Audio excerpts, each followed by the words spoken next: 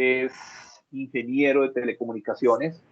Tiene bastante preparación, tiene un doctorado en criptografía.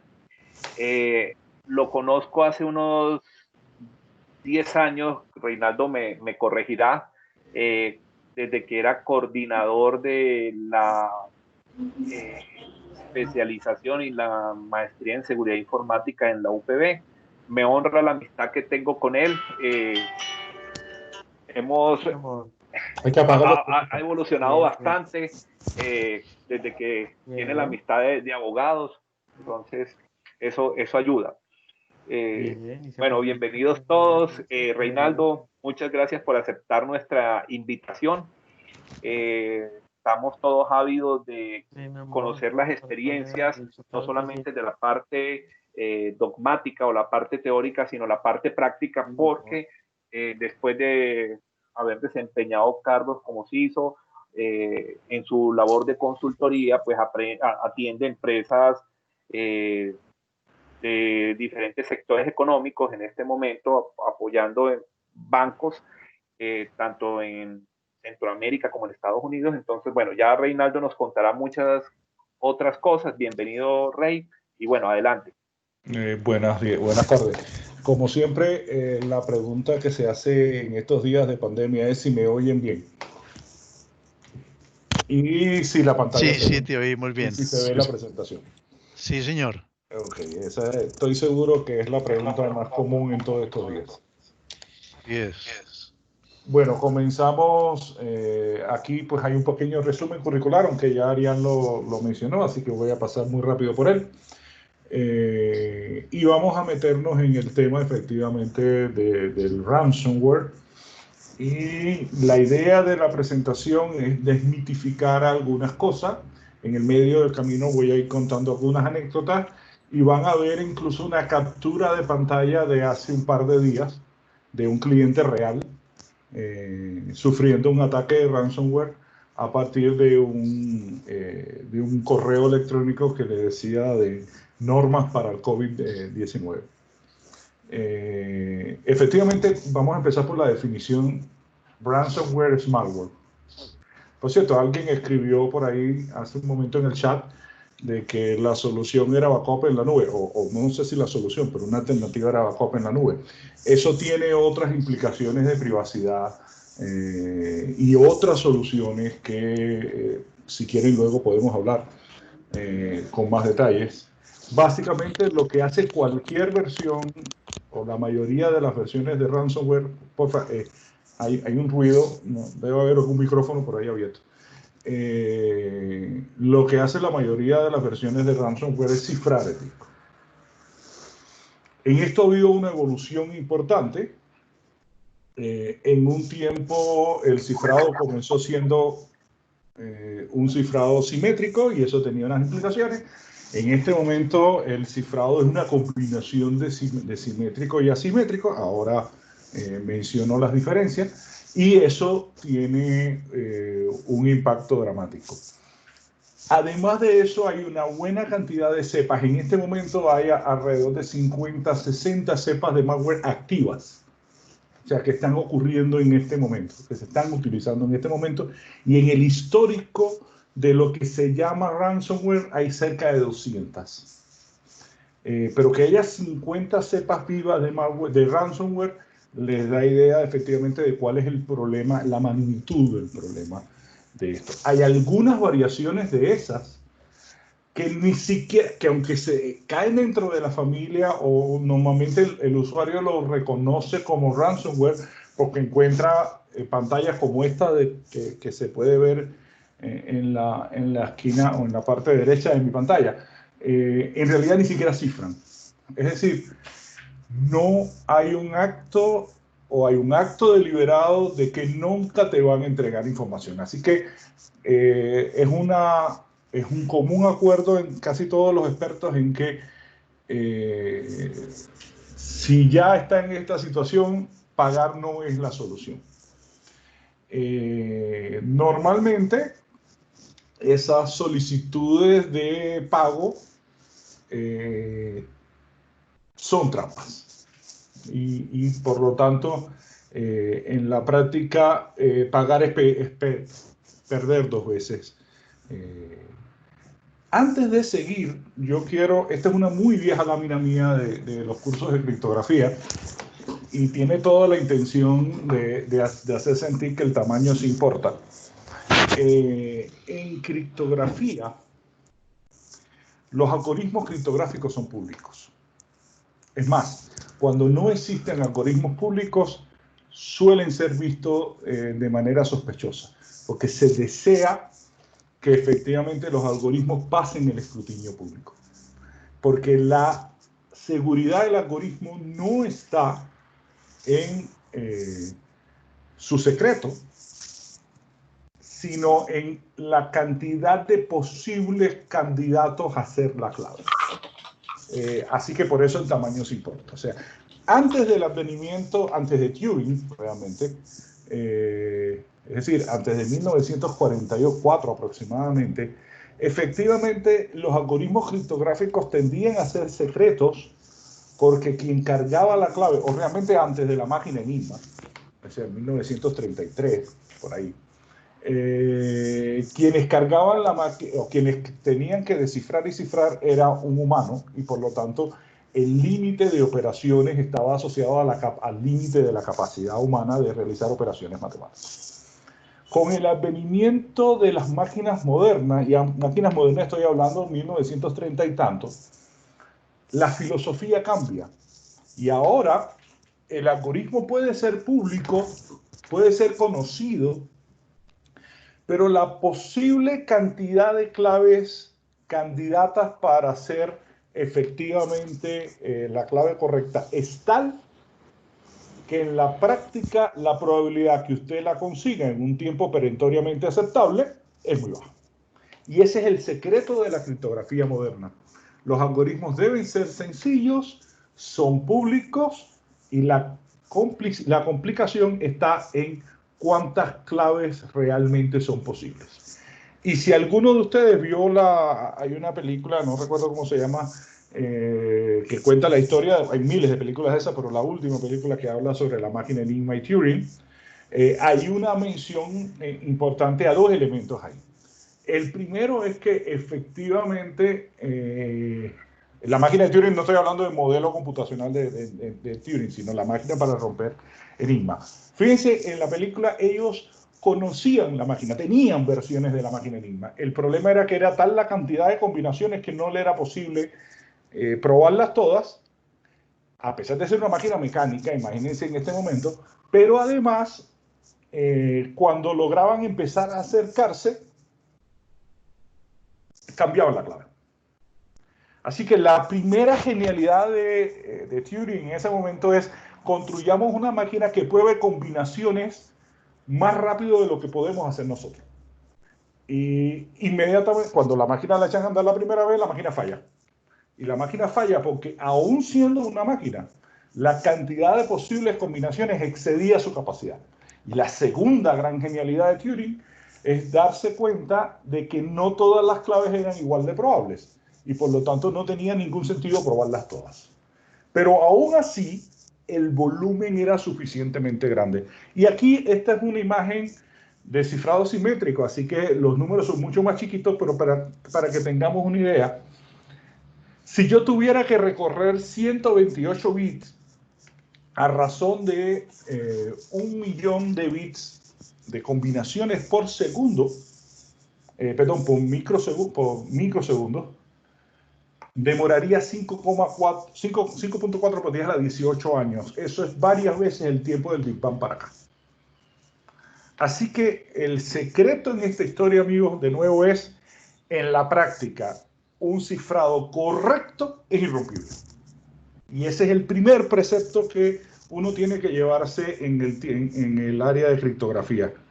Aquí las cosas, estamos hablando de volúmenes tan grandes que la probabilidad de conseguirla, incluso conociendo el mecanismo, es infinitesimal.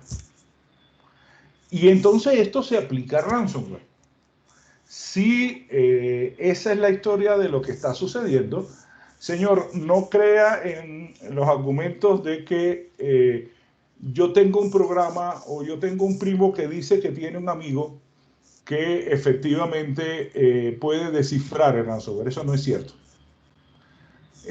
Todas las versiones que usted ve de ransomware descifrado son normalmente versiones muy antiguas y versiones que tienen errores, tienen defectos. Por ejemplo, una de las primeras versiones dejaba copias de las claves temporales. Entonces alguien encontró que efectivamente ese era un mecanismo. Otra versión que no es tan antigua, los que hayan estudiado forense, saben, o arquitectura de computadores realmente, saben que efectivamente cuando uno borra lo que hace es destruir las estructuras de metadatos o sustituir las estructuras de metadatos, pero los datos todavía están en el disco. Entonces lo que hacía aquella versión de ransomware era que en la medida que iba cifrando y creando archivos nuevos, destruía la metadata. Por ejemplo, en el caso de NTFS, las entradas a la Master File Table, al MFT, pero no borraba los archivos. Así que uno podía recuperar una parte de los archivos haciendo una búsqueda típica de un onDelete o un onFormat, un comando de estos. Eso es todo onDelete. Pero en la práctica hoy, las versiones que se están moviendo, hoy ninguna de esas comete esos errores. Así que normalmente cuando uno le dice esto a un cliente y no le queda más remedio que decirle, como dijeron hace un momento, si no tienes backup tu mundo se ha vuelto pequeño y por favor el backup tiene que estar también protegido, por eso ese backup en la nube tampoco funciona mucho muchas veces. La gente te mira con cara de no, usted me está engañando. Seguramente es que usted... yo conozco a alguien que dice que en Monterrey hay un muchacho que los descifra. No nos dejemos engañar, no es así. Y yo les voy a poner una anécdota de un caso real. Nosotros tenemos un cliente que es una empresa distribuidora de productos farmacéuticos. Eso tiene unas implicaciones interesantes. Ellos distribuyen a farmacias y facturan cerca de $5 millones al mes en productos farmacéuticos. Y les cayó Ryuk, que es una de las versiones más nuevas, más movidas en este momento de ransomware. Lo primero que efectivamente, como mencionaron al principio, lo primero que hizo su gerente de TI, que en este momento se dedica a cualquier cosa menos a ser gerente de TI después de un desastre de este tipo, fue sacar backups. Y los backups fueron cifrados inmediatamente. Para hacer corta la historia, cuando ya nos llamaron a nosotros ya no había mucho que hacer. Identificamos que era Ryuk, el tipo de malware, de ransomware que tenían. Ellos estuvieron 8 meses facturando a manos. Y aprendieron además una lección dramática de lo que significa arquitectura de seguridad, principios de defensa en profundidad, sistemas de gestión de seguridad y un montón de cosas. Desafortunadamente, hoy me acabo de enterar hace un instante también de un supermercado importante, no aquí en Colombia, que acaba de tener un problema serio, un supermercado en Panamá, un problema muy serio porque acaban de tener un ataque de ransomware. Y además el ransomware se está convirtiendo en una herramienta para borrar evidencia. Otro de los patrones que uno empieza a encontrar es que cuando uno está haciendo cacería de intrusos, y esto ocurrió en un banco afortunadamente sabíamos que podía ocurrir y no caímos en la trampa, y el atacante empieza a tomar control si en algún momento siente que lo están cazando, envía malware, envía ransomware. Entonces, nosotros tuvimos un caso de un banco en que habían llegado a penetrar bastante. Todo empezó por un correo electrónico que tenía una macro, un Excel con una macro, y la macro descargó malware. Y el malware lo que hizo fue instalar herramientas que todos conocemos para permitir el acceso y, bueno, llegaron a tener control del directorio activo. Y el director de TI nos decía, pero ¿por qué no lo borran? ¿Por qué no lo sacan ya? Y nosotros le decíamos, no lo podemos sacar porque yo no estoy seguro si en las 3.000 estaciones que tú tienes en este momento dentro del banco, todavía hay puntos que yo no, de penetración que yo no conozco. Y si yo no los borro todos a la vez, o los desvío todos a la vez hacia algún sitio de honeypot o algo por el estilo, el paso siguiente, por el tipo de ataque que tú estás recibiendo, que es de un grupo de hackers rusos, va a ser ransomware. Y tú no estás preparado para un escenario de ransomware. O sea que fíjense que aquí hay una combinación de la utilización de ransomware en algunos casos para obtener dinero, como el caso de la empresa esta distribuidora de productos farmacéuticos, pero también en otros casos para borrar evidencia. ¿Y por qué nuestra región está teniendo un relativo incremento? A pesar de que a nivel mundial el número de ransomware tiende a disminuirse, sobre todo después de la pandemia del 2017 con el WannaCry, ¿por qué la región está viviendo un relativo renacer de esto? Porque, en primer lugar, a la gente se le olvida. En segundo lugar, la pandemia de COVID nos agarró a todos desprevenidos. Nadie estaba preparado para lo que venía. De hecho, creo que todavía ni siquiera entendemos la magnitud de esto. Y las empresas tuvieron que empezar a abrir desesperadamente conexiones para que la gente pudiera trabajar en su casa. Pero muy pocas empresas estaban preparadas realmente para eso. Así que se ha abierto un mercado, por decirlo de alguna forma, bien interesante de intrusiones. Y yo les digo, la compañía donde yo trabajo, en el mes de febrero estábamos realmente en pánico de qué podía pasar con nosotros. En este momento estamos aumentando la cantidad de contrataciones porque no nos damos abasto. Solo el mes pasado triplicamos la cantidad de servicios de seguridad. La triplicamos por la cantidad de eventos de seguridad que se están dando a todo nivel. En la banca, en servicios navieros, en servicios, en empresas aseguradoras. El volumen de incidentes de seguridad que se está dando es grande y hay una porción importante de esta que es ransomware. Otra cosa que yo quiero transmitir antes de seguir esta lámina es, esta no es, contrario a lo que mucha gente piensa, una visión de yo como CISO versus alguien que dice que se pone una careta de Anonymous y que es un chino inteligente en su casa. No es así. En este momento te estás enfrentando a crimen organizado, que además comparte información y colabora.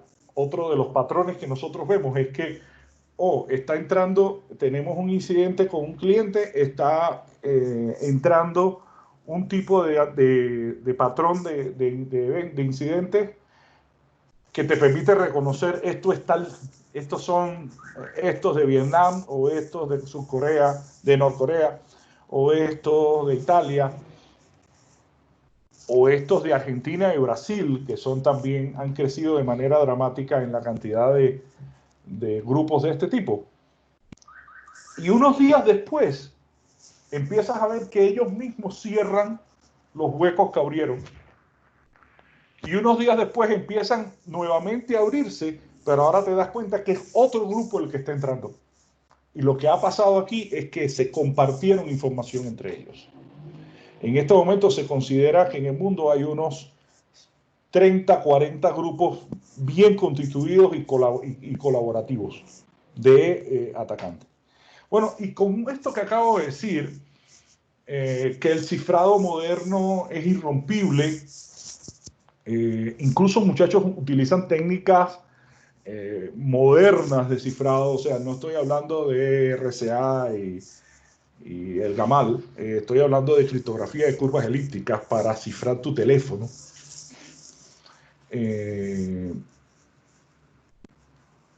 Si esto es cierto, Entonces, ¿por qué existen proyectos como este? Esto es un sitio que se llama, creo que se llama No Más Ransom, una cosa así. Y es un esfuerzo interesante. Hay varias empresas detrás, Kaspersky, McAfee, Essen, de obtener información o de brindar ayuda para casos de ransomware. Una de las cosas que uno le llama la atención cuando entra a este sitio, bueno, hay dos cosas que llaman la atención, una buena y otra mala. La primera es que aparece una supuesta herramienta de descifrado y aparecen unos 50, 60 tipos de ransomware diferentes. El más nuevo de los que tienen ahí es el 2014 y no está activo. Lo cual significa que en la práctica, si usted es víctima de alguno de estos, ha tenido mucha mala suerte en la vida, porque se enfermó de uno de los virus o una de las versiones de ransomware antiguas, y esto en la práctica no es la realidad de hoy. Ahorita les voy a mostrar en otra lámina cómo anda el mercado de ransomware en este momento. Aquí hay una serie de recomendaciones, algunas parecen triviales, pero no por triviales dejan de ser importantes. Pero lo que quiero de nuevo transmitir el mensaje es que, hey, si usted fue víctima de un ransomware serio, si se puede utilizar la expresión, ya el problema es grave, muy grave. Y lo más probable es que usted pierda una buena dosis de información. Uno tiende a pensar que el ransomware es una historia moderna, pero cuando uno mira la historia, realmente es bastante antigua. Yo confieso que tuve el pésimo privilegio de haber sido víctima de AID cuando era estudiante. Creo que estaba recién graduado. La primera computadora que me dan y se me cifra el Master Boot Record. Está hablando de lo que nos ponen otro acá en la empresa. ¿Cómo dicen? Entonces está en un buen eso. ¿Aló? Okay. Por favor, unos micrófonos que hay por ahí abiertos, por favor cerrarlos. Gracias. La primera versión extorsiva ocurrió en el 2005. Ya se habrán dado cuenta de que yo no soy colombiano. Nosotros vivimos en la Universidad de los Andes un ejercicio, una historia de esta, con una profesora con su tesis doctoral. Plata o no descifra la tesis. Se imaginan el nivel de pánico. Los que han hecho doctorado saben que uno vive en paranoia permanente. Así que imagínense lo que implica que a uno le digan: tenemos tu versión, la tenemos cifrada, además la hacemos pública si no nos paga. Así, nosotros vivimos una historia de esta con una profe. En el 2006 comienzan las versiones que se empiezan a considerar fuertes. Aquí hay incorporación ya de AES. AES es la estandarización de un protocolo que se llama Reindl o Rindael, o como usted lo quiera llamar, porque es la mitad del apellido de un noruego y la otra mitad de otro. Así que los norteamericanos le dicen Reindl, los españoles, hombre, pues le dicen Rindael. Lo cierto es que hoy el gran algoritmo de cifrado simétrico, yo he usado varias veces la expresión simétrico y asimétrico. Simétrico significa cifro y descifro con la misma clave. Y es el cifrado que todos imaginamos. Pero comienza a incorporarse criptografía asimétrica también. Y ahí está la familia RSA fundamentalmente, aunque hay versiones que usan el GAMAL. Y como les mencioné hace un rato, hay versiones que usan incluso criptografía de curvas elípticas en este momento. Y ahora regreso a qué significa eso. RSA, que es el gran estándar de cifrado asimétrico, básicamente, primero, es asimétrico porque se cifra y se descifra con claves diferentes, que salen de una misma semilla y que tienen ciertas reglas de juego. Una de las claves es popular, se va con cualquiera, se la puedes entregar a cualquiera.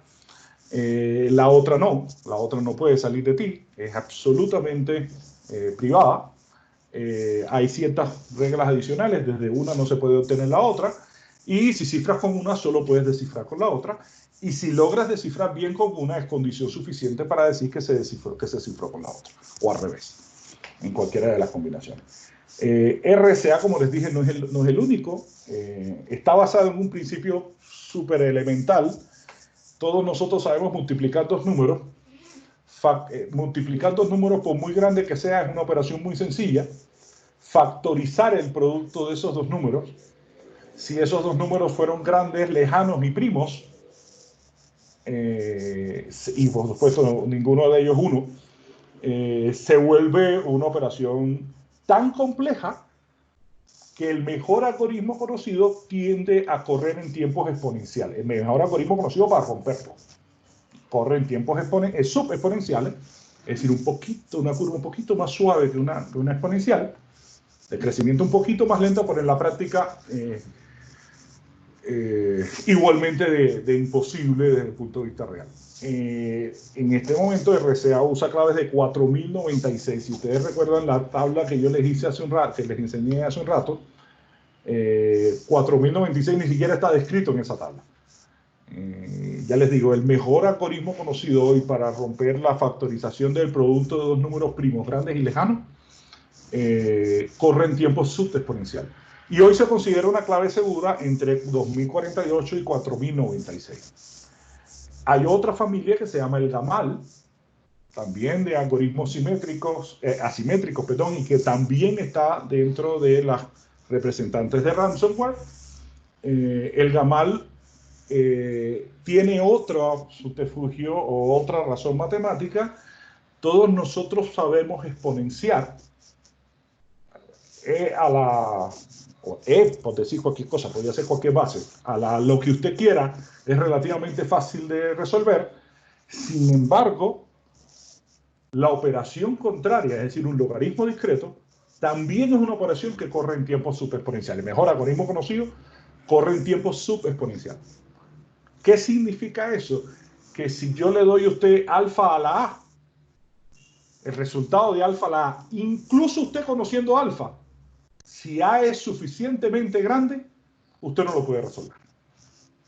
Y yo siempre le digo a mis estudiantes, ¿ustedes se acuerdan que alguna vez su profesor le enseñó a calcular logaritmos? Siempre hay uno que dice que sí, pero la mayoría reconoce, no, nos daban una tablita, o la calculadora solo podía llegar hasta tal valor.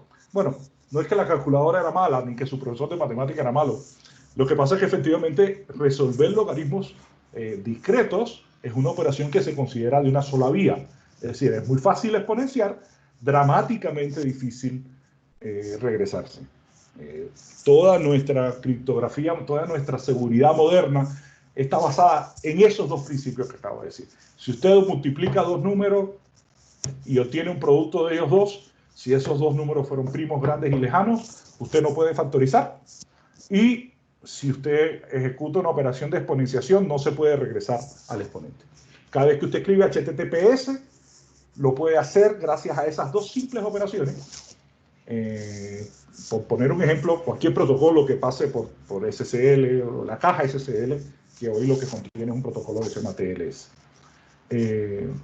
Bueno, pero como eso tenía una dificultad, y es que esos protocolos requieren, para que el atacante tenga éxito, una potencia computacional en la máquina. Entonces fíjense a dónde vamos.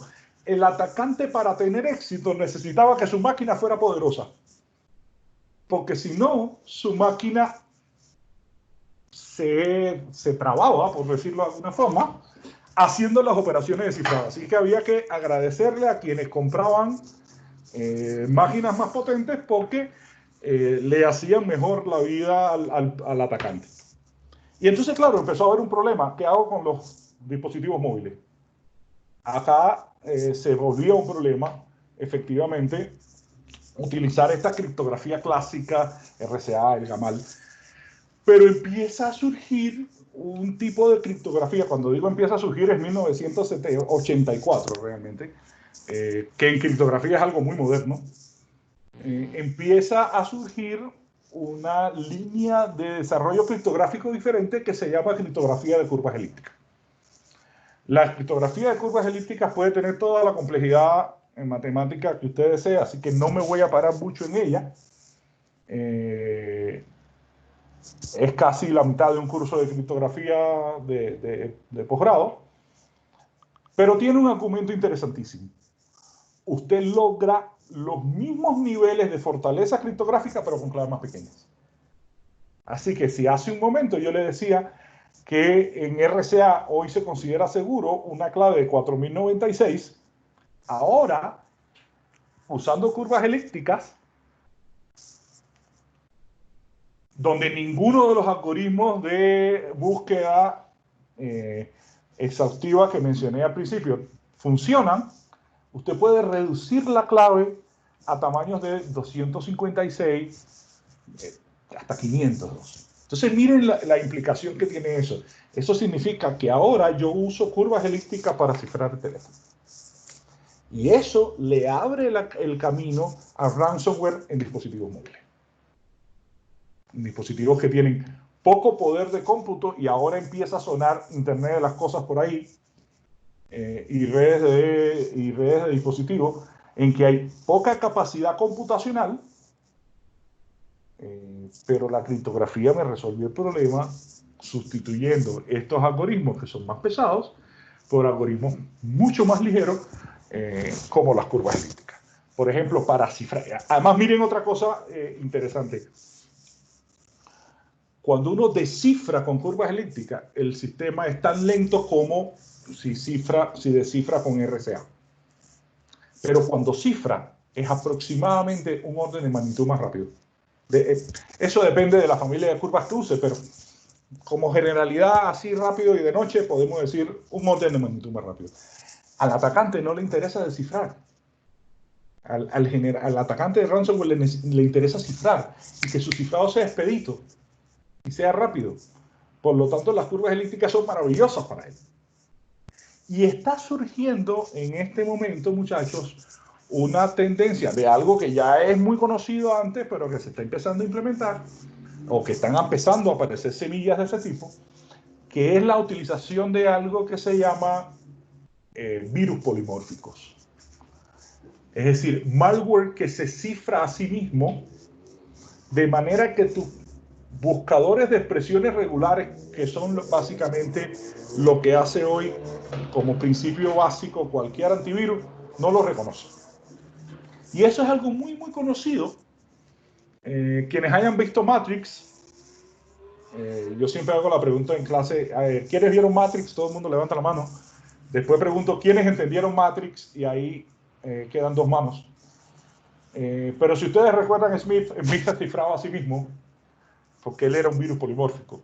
Así que el concepto es muy conocido, pero lo curioso es que en los 2 últimos años están empezando a surgir cepas de ransomware que se cifran a sí mismas con claves variables, lo cual hace que la tarea de los antivirus de reconocerlo como malware antes de que infecten se vuelve prácticamente imposible. Así que ahora a los antivirus lo único que le queda es reconocerlo por la operación, como vamos a ver dentro de un momento, insisto, en una captura real de hace un par de días. Pero fallan dramáticamente al reconocerlo antes de que infecte, porque el virus está mutando, y en estos días esto de virus y mutación está muy de moda, está mutando permanentemente porque se está cifrando a sí mismo con parámetros que cambian. Y ahí empiezan a utilizar además otro componente criptográfico que se llama criptografía basada en identidad, del cual podemos hablar otro día, no quiero caer en la tentación de hablar de criptografía. ¿Qué está pasando en este momento? Empieza a haber versiones que ya no atacan a un grupo. El ejemplo más dramático fue abril 2017, 17 de abril del 2017, con el primer gran ataque de WannaCry. Ahorita puedo enseñarles un mapa de cómo quedó el mundo. Yo acababa de llegar a la compañía donde estoy hoy y debía haber estado una semana, la compañía no tiene sede aquí en Colombia, debía haber estado una semana y me tocó quedarme 3 semanas, porque todo el mundo tenía WannaCry. Y fue realmente dramático lo que estaba pasando. Bueno, hasta aquí, espero no aburrirlos mucho. Vamos a ver algunas de las cosas y de las variantes que puede haber. Por ejemplo, obviamente el que todos esperamos es, usted recibe un mensaje como este que le dice que su disco ha sido cifrado. Algunos mensajes además son interesantísimos. Les cuento, además, por el mensaje uno sabe con qué cepa de virus está hablando. Porque algunos somos el FBI y descubrimos que tú estás haciendo algo como esto, o como mencionaba Ricardo hace un rato, tenemos una foto tuya. Pero también pueden cifrar partes del sistema operativo. Por ejemplo, esta es una captura de pantalla, fíjense los logos, además, que sustituía la ventana de inicio de Windows. Por lo tanto, lo que habían hecho es cifrar solamente un pedazo, o cifraron el disco y además cifraron la entrada a la máquina, así que ni siquiera podías hacer login. Por los métodos tradicionales, obviamente, ¿no? Esta es peor. Aquí hay un cifrado del Master Boot Record. Como ustedes conocen, el Master Boot Record son esos primeros 512 bytes de cualquier disco cuya función fundamental es decirle, ahí están las famosas tablas de particiones, pero la función fundamental, si usted me dice, dígame en una oración,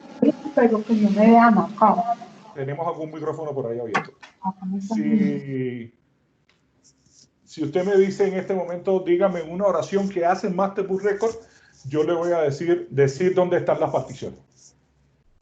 Básicamente, esa es la función del Master Boot Record, pero tiene un montón de otros parámetros. En criptografía, entender el Master Boot Record es una de las principales cosas que uno hace, porque ahí puede haber una cantidad de información valiosísima. Bueno, imagínense lo que pasa si usted le cifran el Master Boot Record. En la práctica, lo que sucede es que cuando su disco arranca, no sabe dónde están las particiones. Y por lo tanto, si no sabe dónde están las particiones, no puede ir al sector de inicio y no puede encontrar el kernel y su sistema no funciona. Y el BIOS se queda parado. Así que cifrar el Master Boot Record es una de las versiones que existen en este momento. Esto es una captura real. Pero miren esta. Aquí se metieron hasta el Apache, cifraron el home del Apache y lo sustituyeron por un homepage que decía sus archivos personales han sido cifrados.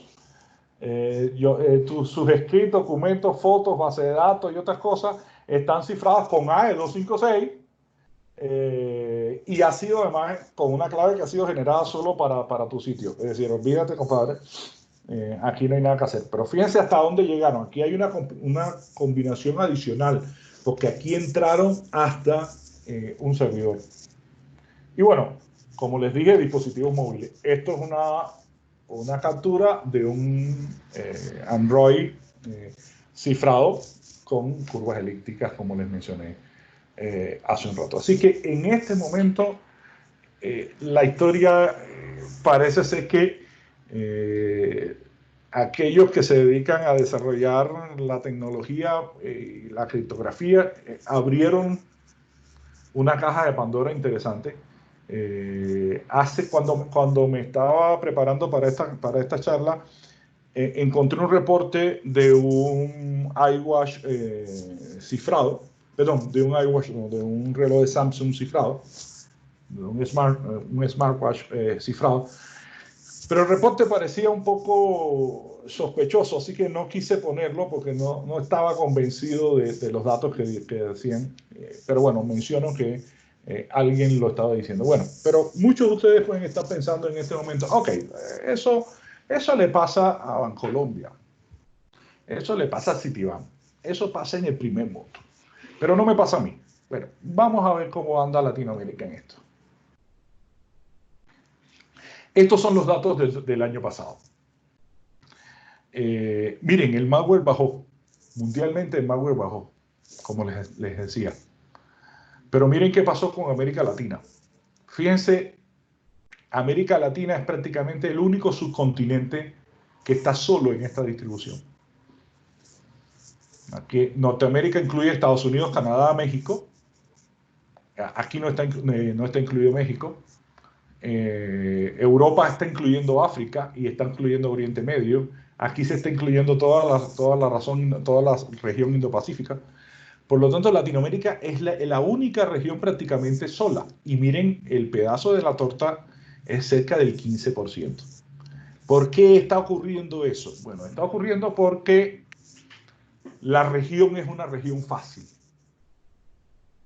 Y nos están utilizando de laboratorio. Yo les decía que, hace un rato les decía que muchas veces nos encontramos que, uy, ¿por qué si llegaron hasta aquí se retiraron? Porque estaban probando si esta técnica funcionaba. Y Latinoamérica es una región interesante. El nivel de conectividad es relativamente alto comparado con otras regiones que son técnicamente débiles, pero técnicamente somos muy débiles. Y eso tiene varias aristas. Una de ellas, por ejemplo, nosotros somos víctimas del mal de las certificaciones. A nosotros nos miden por cuántas certificaciones tenemos, certificaciones de producto, y eso no significa necesariamente conocimiento. Bueno, miren lo que pasó en el 2019 en tipos de ataque. Miren ransomware, donde anda. 30% de lo que ocurrió en el mundo fue ransomware. Si se dan cuenta, excepto troyanos, que claro, es una categoría muchísimo más grande, que incluye muchísimas formas, y que además, por ejemplo, muchas veces la lanzadera del ransomware es un troyano. Es la única categoría que se le compara. Así que a pesar de que ha habido una disminución con respecto a años anteriores, todavía el volumen sigue siendo muy grande, tan grande. Prometo, acabo de ver a alguien bostezando, prometo hablar más rápido. Y se está riendo porque tiene la cámara conectada. Espero que más nadie se esté durmiendo. Insisto, fíjense de nuevo, estas gráficas hay que mirarlas con cuidado, porque muchas veces el ransomware comienza por una lanzadera con un troyano y termina siendo ransomware. Aún así, miren acá, 30%. Fíjense, por ejemplo, pérdida de fuga de información, que suele ser algo que angustia tanto, apenas es el 10%. Esto es Latinoamérica, ¿eh? Esto es para Latinoamérica. Además hay una cosa interesante. En Latinoamérica el grado de subregistro es muy alto. Por lo tanto, estos números seguramente son más dramáticos. Y les prometí mostrarles cómo estaba el mundo con respecto a las familias hoy. Estas son Ryuk, el Doppel y el Rebel y Maze son las cepas que más se están moviendo en este momento. Este pipe que está acá son demandas en millones de dólares en Estados Unidos solamente el año pasado. Y fíjense que Ryuk aparece 2 veces porque hay 2 demandas por Ryuk. El ejemplo que les puse hace un rato del caso de la empresa farmacéutica fue Ryuk. Bueno, así que el argumento en este momento es el peligro es real y ahora luego vamos a discutir cómo resolverlo o cómo atajarlo. Miren WannaCry, que fue el donde mucha gente se enteró que el ransomware existía. Cada puntico esto representa 200 computadoras infectadas. Miren esto. No tuvieron mucho éxito en Groenlandia.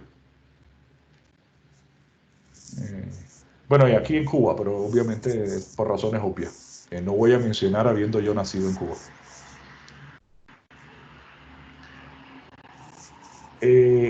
Latinoamérica. como les decía, 2009 se redujo 10% con respecto a 2018, pero el 40% de las empresas tuvieron algún incidente de malware. 20% tuvo robo de información. Hay cerca de 20 cepas activas en este momento en Latinoamérica, pero su registro en Latinoamérica se estima en el 70%. A pesar de los esfuerzos que hacen varias, incluso en Colombia hay un esfuerzo importante liderado por el profesor Jamie Cano, el nivel de su registro en Latinoamérica es dramático. 70% significa que si usted hizo una proyección estadística de esto siendo conservador, estos números van a crecer de manera importante, muy importante. Bueno, yo les prometí una captura real, no me quería hacerla en vivo, pero después me dio temor de que se cayera la conexión, de que me entrara malware a mí. Así que la capturé, pero lo capturé ayer. Esto que están viendo aquí parece ciencia ficción, pero realmente no lo es tanto.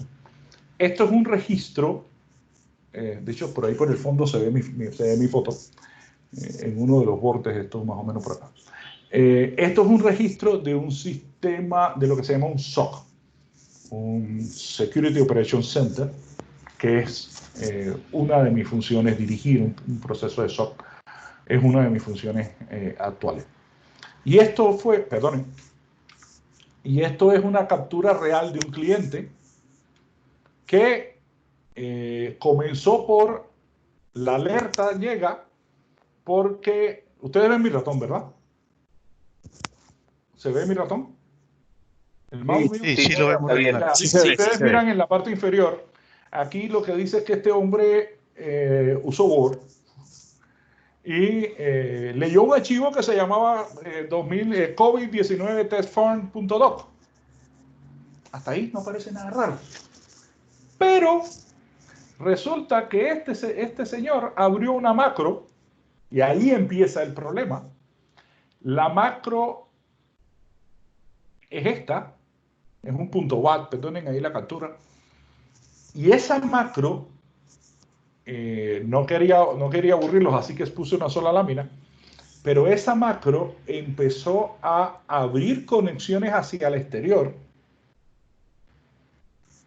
y a bajar software.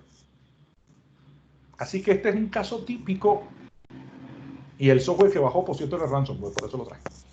Este es un caso típico de infección, donde todo empezó por un archivo que parecía que no tenía nada. El usuario no sabía que en realidad esto era lo que se estaba ejecutando, y luego mucho menos supo que este señor empezó a abrir sus puertos y a bajar conexiones, pero además se empezó a difundir hacia otros lados. No sé si aquí se ve la fecha en algún sitio. Sí, miren, 1 de julio de 2020. No sé si la ven. Sí, perfecto. O sea que este es de verdad, con un caso real, muchachos, nuestro en la oficina, viendo qué había pasado. Después, de hecho, T. Muñoz es uno de los técnicos nuestros, o sea, ella estaba recreando lo que había sucedido para que poder entender, porque ya el usuario tenía todo cifrado. Lo que les cuento además es que, aunque este fue el inicio, cuando se logró porar, ya había más de 50 máquinas con problemas. No voy a decir, no, si un medio lo puedo mencionar. Esto es una máquina de una empresa naviera que se dedica a la reparación de barcos. Bueno, ok, esta es la historia. Entonces, tratando de resumir un poquito, hay crimen organizado utilizando tecnología de punta que coopera y que nosotros se lo ponemos fácil por indisciplina tecnológica, por falta de rigurosidad en los procesos, por falta de conocimiento muchas veces, y porque muchas veces las empresas juran que no les va a pasar. Así que parece que es una ecuación perfecta. Por el lado Parece de los virus. O sea, esa es la... Perdón, Hernán Darío, cerrar el micrófono. Hernán Darío, por favor, cerrar el micrófono. Gracias, Hernán. Es una combinación de condiciones técnicas óptimas, poco nivel de seguridad, incredulidad. Yo siempre digo, siempre bromeo diciendo a los que nos dedicamos a vender servicios de seguridad, necesitamos que la gente siga siendo incrédula, y falta de conocimiento, muchachos, y falta de formación. Entonces, ¿cómo protegerse? Volvemos a tener un micrófono por ahí abierto. En primer lugar, backups. Está claro, si usted no tiene backups, es su primer...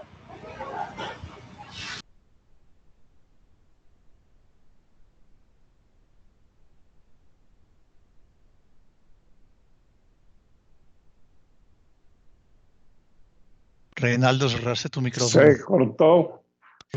Reinaldo.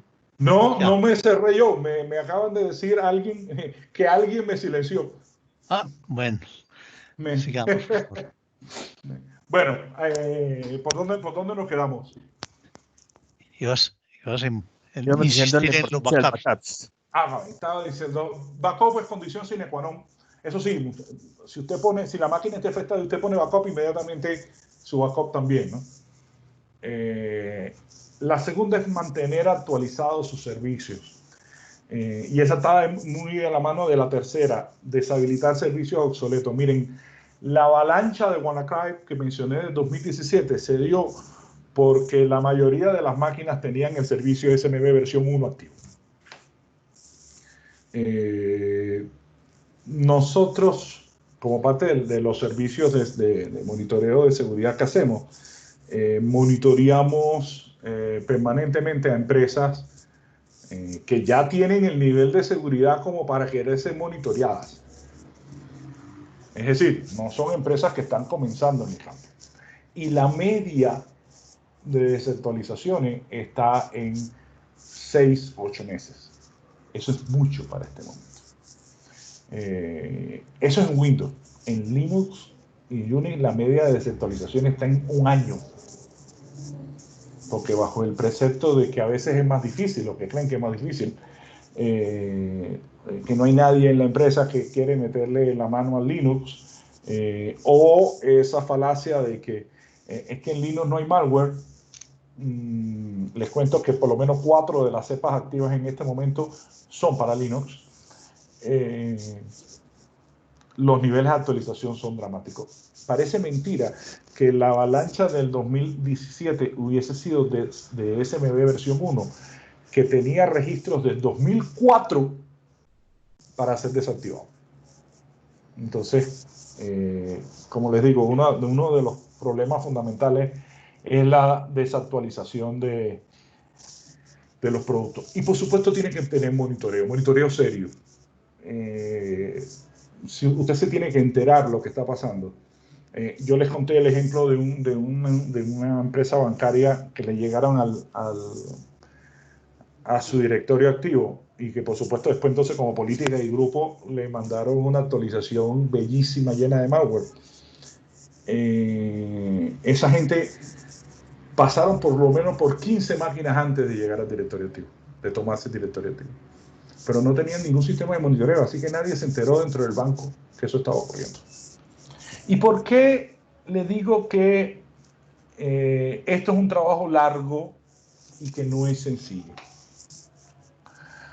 Mientras más profundo penetra el malware, más difícil es detectarlo y más difícil es contenerlo. Por lo general, cuando se detecta a un nivel profundo, el nivel de dispersión dentro de la arquitectura suele ser alto. Un verdadero control incluye una arquitectura basada bajo el principio, o diseñada bajo el principio de defensa en profundidad. Pero la última estadística de Symantec de 2018, la última, hablaba de que el 60% de las empresas fallan en demostrar que su arquitectura de seguridad sigue el principio de defensa en profundidad. Y ahora quiero hacer la pregunta a micrófono. ¿Todos entendemos el concepto de defensa en profundidad? No. Ok, ¿me dan 5 minutos para contarlo? Creo que ya me pasé de tiempo, pero eso es lo habitual. Dale. Miren, dale. lo voy a tratar de caricaturizar, o sea, de explicar muy sencillamente, con ejemplos que todos conocemos. Vamos a suponer que Arián Velasco tiene joyas en su casa, diamantes. Estoy seguro que Arián no pondría los diamantes en una caja al lado de la puerta. Porque sabe que si abren la puerta y se encuentran los diamantes, el ladrón ya no tiene que entrar más allá. Ahora les pregunto, ahora pensemos esa misma filosofía pensada en su servicio. Piensen cuántas veces ustedes han encontrado algo como esto que voy a decir, que además es casi que grabado de un cliente. Este cliente hizo una inversión gigantesca en Bingware, en un hipervisor de Bingware, y entonces puso dentro del mismo hipervisor, sin ninguna división, su página web, que es pública, y su servicio de base de datos, que no es para nada público. En la práctica eso significa que él agarró los diamantes, que es su sistema de base de datos, y lo puso al lado de la puerta. El principio de defensa en profundidad presupone que usted crea zonas de seguridad, primero, crea capas a las que es potencialmente más difícil de acceder cada vez mientras más profunda es la capa. Una filosofía como una cebolla. Y lo más valioso, que son los datos, están en el centro. Pero para pasar de una capa a otra, usted tiene que atravesar trincheras que normalmente se llaman líneas de defensa. Entonces, por ejemplo, para yo llegar a la base de datos, necesito pasar el router de borde, un firewall perimetral, un firewall de la DMZ, un firewall de una zona interna, un firewall de bases de datos. En ese camino hay no sé cuántos detectores de intruso. Así que yo tengo que ir atravesando capas, líneas de defensa. Pero además, yo asocio los activos según su perfil de protección. ¿Qué significa eso? Todas las máquinas de los operadores están en una misma zona de seguridad, porque a todos se les aplica el mismo perfil. Todos los servicios web, que se parezcan, todos los servicios que tienen que ser protegidos de la misma forma, están en la misma zona de seguridad. Por lo tanto, yo sé que cuando yo pongo un activo en esta zona, inmediatamente se aplican todas las políticas de la zona. Eso tiene una ventaja dramática a la hora de hacer seguridad, porque usted se olvida, no tiene una seguridad que fluctúa en la red. Todos estos que están en esta zona tienen que ser cuidados de la misma forma, todos estos que están en esta zona tienen que ser cuidados de la misma forma, todos estos tienen que estar en la misma zona, son cuidados de la misma forma. Eso se llama principio de defensa en profundidad. Insisto, capas, zonas y líneas de defensa. Y usted protege en función del valor de lo que tiene. Por ejemplo, a mí me tocó diseñar alguna vez la arquitectura de un sistema electoral. Y lo más valioso son la data cruda. Esa tenía 5 líneas de defensa antes de llegar. O sea que había que atravesar 5 fronteras antes de poder llegar al gestor de base de datos que tenía la data cruda de votaciones. Pero la data procesada, aunque tenía varias líneas de defensa anteriores, no tenía tantas como la data cruda, porque yo sabía que si perdía la data procesada, en la peor condición yo podía atraer los datos crudos y los volvía a procesar. Pero si perdía los datos crudos, ahí sí se perdía todo. O sea, los principios de defensa en profundidad, uno constantemente ve que se violan. Uno se encuentra redes que son absolutamente planas. El administrador de la red está en la misma red, en la misma subred, o en la misma zona. No tiene por qué ser subred. Si no tiene líneas de defensa, es la misma zona. Donde está la base de datos, navega desde el servidor web se conecta donde están los backups, guardan los backups, porque también incluye ese tipo de elementos, como mencionó Ricardo hace un momento, guardan los backups en la misma oficina donde estaba la data, así que si se quema el edificio también se van los backups. Si no se cumple el principio de defensa en profundidad, usted siempre es vulnerable. Y por supuesto a ransomware también. Así que esta última parte de la conversación, ya me estoy tratando de ir estrictamente del tema ransomware para pasarme a cómo me protejo de cualquier cosa. Y lo último es, usted puede tener el mejor equipo del mundo.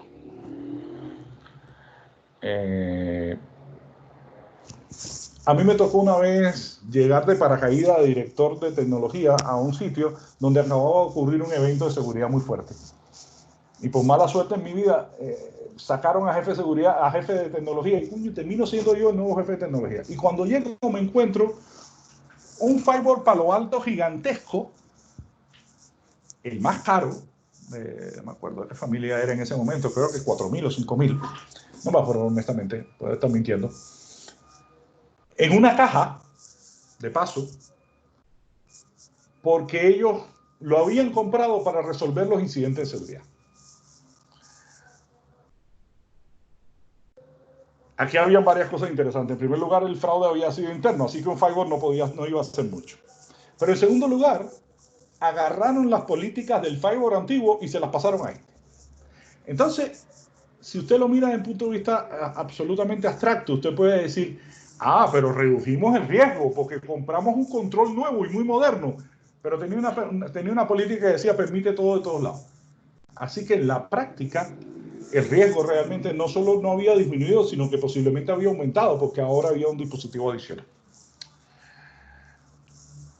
Cuando uno quiere evaluar de seguridad, no basta con evaluar controles y decir, como yo tengo un firewall de última generación, un New Generation Firewall de Palo Alto, de Checkpoint o de Fortinet o el que usted quiera, como yo tengo QRadar, como yo tengo 2 sistemas de manejo de identidades,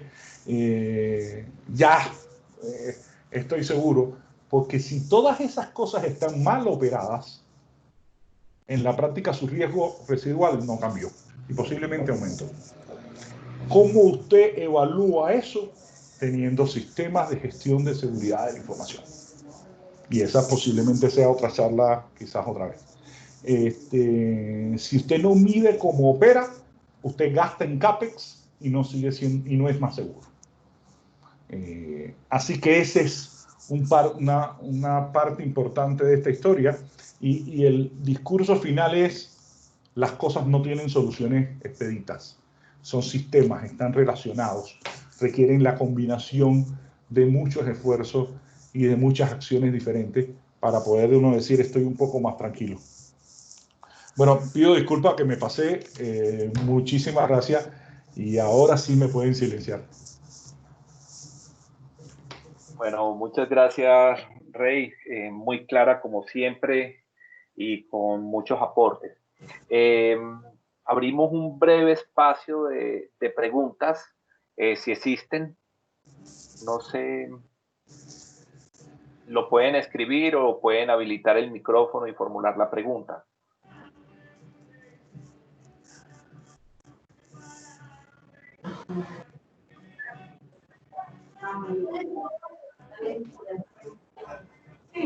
Bueno, yo creo que es que estamos todos tan impresionados y tan impactados con la charla que ya ni nos provoca preguntar. Fue muy claro. Yo creo que para cumplir con el horario, mil gracias a todos los que asistieron. Muchísimas gracias a Reinaldo. Bueno, aquí veo una pregunta. Dice, ¿qué herramientas de monitoreo nos puede recomendar? Y hagámosla 2 en 1. En cuanto al sistema operativo macOS, ¿qué opinión tienes? Están viendo la presentación desde una Mac, así que... Pero como todo, muchachos, no hay sistema operativo infalible. En el mundo nuestro, la Mac es una herramienta interesante por rendimiento, y por algunas protecciones adicionales, pero usted puede tener una máquina en Windows con todas las seguridades que quiera. Lo que pasa es que la Mac es también como una función de una sola vía. Después que uno la prueba, difícilmente se regresa, ¿no? La pregunta bueno, además, si me pregunta qué opinión tiene, sencillo, costoso, eficiente. El File System, el AFS de Mac es realmente eficiente comparado con el NTFS. Me preguntan, bueno, pero perdón, antes de irme de esa, quizás es dramático lo que voy a decir, pero si hubiera Office para Linux, yo estoy seguro que yo usaría Linux. ¿Qué herramienta de monitoreo puedes recomendar? Depende de lo que quieras. Si lo que está... Hay un conjunto de herramientas que están sobre la caja que se llama SAI 24/7, que son un conjunto de herramientas de monitoreo realmente interesantes. Les pido disculpas por la música, tengo a alguien en la calle y estoy 7 pisos arriba, pero están cantando en la calle. Es viernes, Reinaldo, es viernes. Es viernes y en pandemia. SAI 724 no es free, pero trae un conjunto de herramientas interesantes. En el mundo free hay muchísimas herramientas muy útiles. Puedo empezar por Kibana y Elasticsearch, que es un conjunto de herramientas maravilloso de monitoreo. Por supuesto, todos los NFS también. Hasta herramientas sencillas como SmokePing. Todos los PRTG son herramientas. La herramienta que le enseñé hace un momento a ustedes, que se llama Cilerian, es una herramienta de correlación de datos realmente poderosa, que tiene agentes y puede capturar datos, capturar tráfico en tiempo real desde una máquina que está en lo más profundo de la arquitectura de alguien, transmitirlo a la nube y computar, correlacionar eventos. QRadar mencioné hace un rato, por supuesto Splunk. Así que, como me dicen monitoreo solo, no estoy muy claro de qué, pero ninguna de esas, muchachos, funciona si el que está mirando delante, el que está mirando los datos, no los interpreta. Ustedes vieron hace un tiempo una captura hecha con Cilerian. Si usted no sabe leer lo que está ahí adentro y no tiene la malicia de entender lo que está leyendo, eso no funciona. Lo mismo pasa con SAI 724 o con cualquier herramienta. Así que la principal herramienta de monitoreo es el conocimiento, sin ninguna duda. No sé si hay alguna otra pregunta. Yo tengo una pregunta. Con el tema de la defensa en profundidad, ¿qué encontraron ustedes ahora con el trabajo remoto? ¿Y cómo... Que se desvaneció. ¿Qué posiciones? Que se desvaneció por completo. La poca gente que tenía... ¿Qué es lo que hemos encontrado? Que en el desespero heroico de los administradores de sistemas, porque recalco la palabra heroico, pasamos de mañana nos vemos a no nos vemos hace 4 meses, empezaron a poner hosting por ejemplo, para matar VPNs en la zona más externa de la organización. Entonces la gente llegaba hasta el borde y después se podía pasar por donde quiera. Alguien me está escribiendo de montones de ataques de Mac. Sí, yo no tengo ninguna duda de que eso existe y existe para todos. Entonces, lo que hemos visto, Arián, es que vamos a tener un aprendizaje importante en esto de cómo se ha desvanecido las arquitecturas de seguridad. Les voy a poner otro ejemplo. Nosotros estuvimos ayudando hace poquito a una vicepresidenta de una empresa que maneja cajeros automáticos, que le entraron a su máquina en su casa. Ella estaba acostumbrada a estar muy protegida dentro de la organización y por lo tanto fue relajando sus acciones, y los administradores del sitio también. Y un día la señora tuvo que irse a su casa y la conectaron por una VPN. Pero su casa aquí habían 2 problemas. Una, la VPN estaba en un modelo que se llama Split On. Así que en la práctica ella iba hacia su oficina cuando enviaba tráfico hacia allá, pero el resto estaba navegando por la conexión normal de su casa y por ahí le entraron.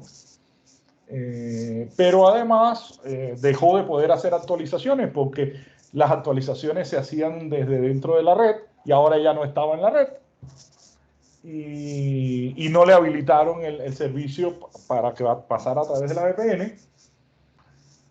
Y además tenía hijos curiosos que se metían donde quiera. Como consecuencia, efectivamente, nosotros estuvimos viendo, esa pudo haber sido una captura también, para que vieran durante varios días los intentos de acceso, hasta que efectivamente le entraron. Y cuando le entraron porque ella no tenía NTLM versión 1. De nuevo, servicio obsoleto. Carlos Andrés me está mandando un montón de ataques. Sí, claro. Estas cosas ¿cómo desaparecer de Google? Eso te lo contesto un día. Alguien me pregunta de mis redes sociales. Me consiguen en LinkedIn, reinaldo.mayola@gmail. Me van a conseguir. Claro, el problema de los dispositivos actuales metidos en la red, además, es un problema que ya hace rato que está ocurriendo y es un problema que es ineludible. Ya no vamos a podernos regresar a esas políticas de seguridad que dice aquí nadie puede usar la máquina que no sea la de la oficina. Eso es mentira, porque ¿y esto qué? ¿Y el celular qué? Entonces, olvídelo. Eso nos va a seguir pasando. Sí, yo entiendo lo del código malicioso. Lo hay donde quiera, muchachos. De nuevo, el tema no es seguridad por oscuridad.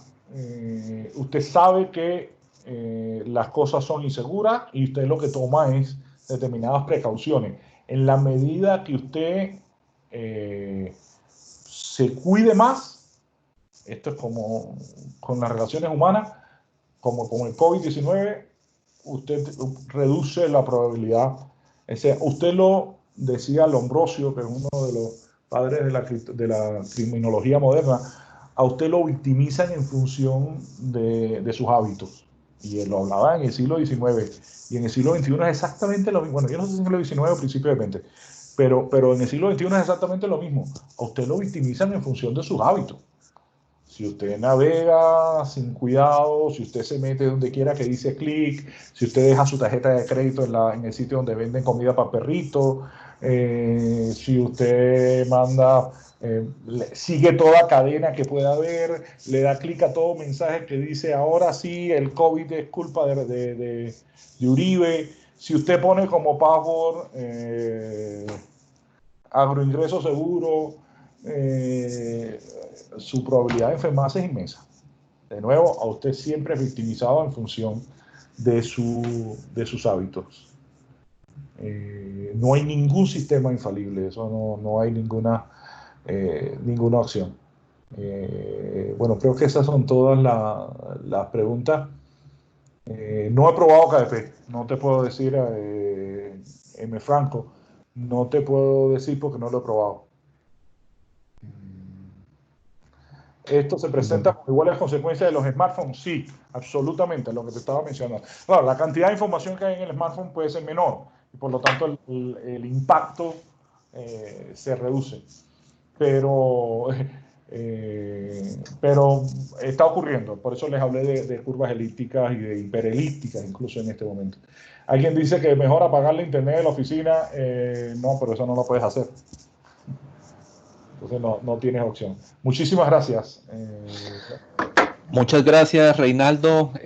Bueno, como ya te ofreciste, quedaste comprometido para un nuevo espacio para compartir tus experiencias y tus conocimientos.